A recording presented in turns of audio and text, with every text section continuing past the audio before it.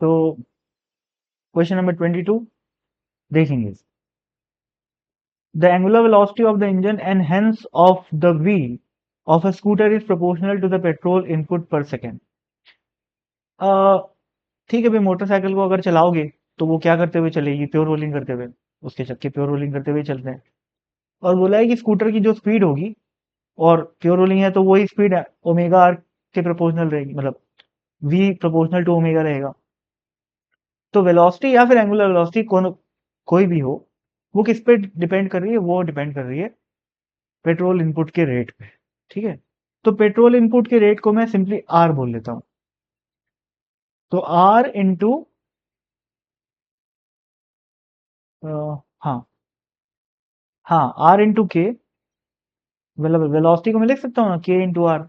तो दिख गया है कि velocity is proportional to rate of petrol input. ठीक। अब ये बात कहाँ के लिए ट्रू है? ये बात ट्रू है ग्राउंड के लिए, नॉर्मल वर्किंग कंडीशन। पर आगे क्या लिखा हुआ है देख। The scooter is moving on a frictionless road with uniform velocity.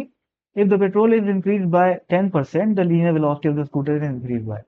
मतलब बोल रहा है कि अगर ऐसी स्कूटर को, जहां पर ये कहानी वैलिड होती है, ऐसी नॉर्मल स्कूटर को अगर मैं किसी एबनॉर्मल कंडीशन यानी कि फ्रिक्शनलेस सरफेस पे चलाऊंगा, तो उस केस में पेट्रोल का इनपुट को यदि मैं 10% बढ़ा दूं, तो वेलोसिटी के ऑफ स्कूटर में क्या इंक्रीमेंट आएगा? तो क्या होएगा भाई, सोचो। अब वहां पर भाई फ्रिक्शनलेस सरफेस है, तो अब उसकी वेलोसिटी को चेंज करने वाला कोई नहीं, है ना। मतलब ये मान के चल रहे हैं कि वो समहाउ इतनी वेलोसिटी से एक्वायर कर चुका है किसी फ्रिक्शनलेस सरफेस पे। कैसे किया वो सब छोड़ो, कर चुका है वही गाड़ी। ठीक है। अब अगर ऐसी चलती हुई गाड़ी को बर्फ पे कोई, मतलब ऐसी गाड़ी का डिस्क्रिप्शन ये है। ठीक है, गाड़ी के वर्किंग का डिस्क्रिप्शन ये है, कहाँ पर? Normal condition. उसके बाद क्या बोला है कि अगर ऐसी गाड़ी को हम ये मान लें कि वो किसी इंस्टेंट पे समहाउ किसी फ्रिक्शनलेस सरफेस के ऊपर है, और वो कैसे आई अपने को उससे मतलब नहीं है, और वो क्या कर रही हो, v स्पीड से जा रही हो, और उसका छक्का घूम रहा होगा ओमेगा स्पीड से, नहीं पता उसने। अब अगर मैं पेट्रोल इनपुट को बढ़ाऊंगा तो क्या होगा? ओमेगा तो बढ़ेगा, समझ रहे हो, क्योंकि पेट्रोल इनपुट से मैं इंजन की ताकत बढ़ा दिया। तो ओमेगा, इंजन क्या करता है? चक्के को घुमाता है। वो एक्सटर्नल फोर्स नहीं लगा सकता, लेकिन रोटेट तो कर ही सकता है। तो वो ये करेगा।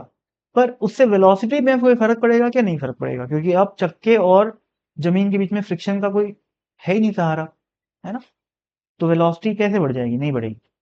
तो आप समझ रहे हो, ये क्वेश्चन बहुत ही, मतलब मैं शुरू में, इरिटेटिंग क्वेश्चन है यार, सही बताऊं तो। ठीक है ना। D is the right answer, 0%। मतलब मेरा मतलब ये है कि आंसर पता हो तो एक्सप्लेनेशन तुरंत निकल जाता है, लेकिन अगर आंसर नहीं पता हो ना, तो फिर दूसरे दूसरे आंसर भी आ सकते हैं। जैसे इसका आंसर मेरा, खैर जो भी है, बस हो गया। मतलब समझने में प्रॉब्लम होती है इस क्वेश्चन को बिना आंसर देखे। आंसर से समझ में आता है कि एग्जामिनर क्या पूछना चाह रहा है क्वेश्चन से। अब मैं शायद सही बोल पाया हूँ। Okay, thank you.